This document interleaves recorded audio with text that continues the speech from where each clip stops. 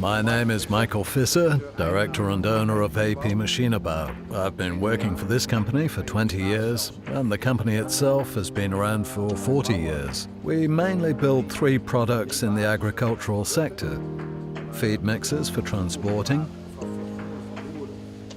irrigation systems, as well as machines for earth moving. Everything we produce today is built on Siegmund welding tables. We started using the tables 15 years ago, and that was a huge investment back then. Nearly all of our workplaces are equipped with Siegmund welding tables now, and that works perfectly.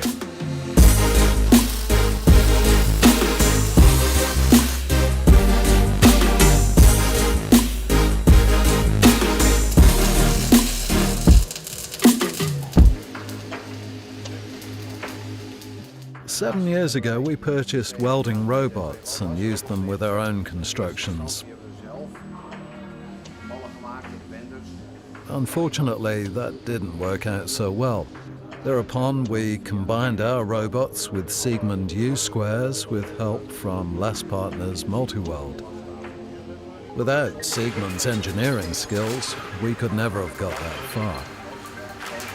With these products, we're able to weld much faster and precisely.